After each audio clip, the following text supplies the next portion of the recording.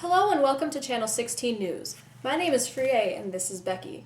Today we have a story all the way from the Middle East. The education gap in Saudi Arabia continues to grow and separate the genders. According to the background educational system in Saudi Arabia, the goals of the Ministry of Education are to make education more efficient, meet religious, economic, and social needs of the country, and to eliminate illiteracy among Saudi adults. This doesn't seem to be the case, though, especially for women. Let's report to Michelle Hansen, who's reporting on scene in Saudi Arabia. Hello, I'm live from Saudi Arabia. I have here historian Mahmoud Abdullah Saleh. Hello, Mahmoud.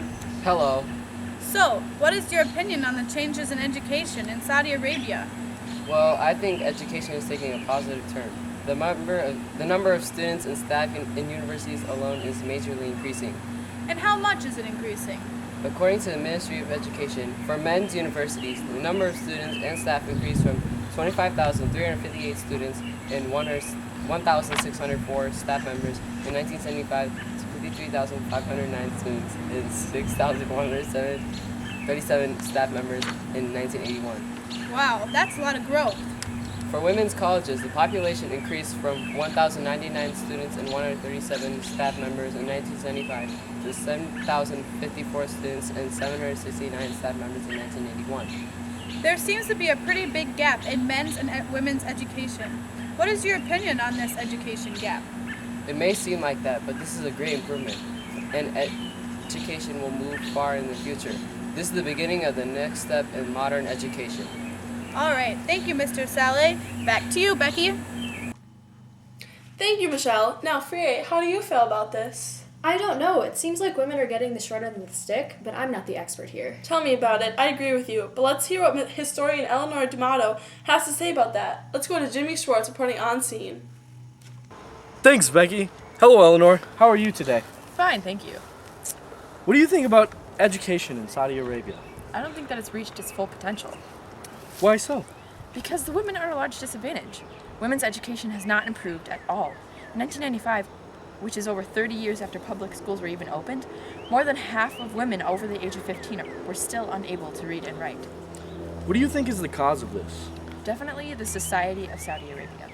According to Aslaway, women were expected to stay at home to respect their virtue. Because of this belief about women, schools and universities were sex segregated, and women can only be taught by other women.